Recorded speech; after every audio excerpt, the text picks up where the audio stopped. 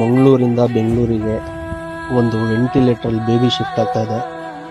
ದಯವಿಟ್ಟು ಎಲ್ಲರೂ ಲೈನಿಗೆ ಬನ್ನಿ, ಸಪೋರ್ಟ್ ಮಾಡಿ ಬೇಬಿಗೆ. ಪೊಲೀಸು ರೆಡಿ ಇದೆ, ಮತ್ತೆ ಆಂಬುಲೆನ್ಸ್ ರೆಡಿ ಇದೆ, ಬನ್ನಿ.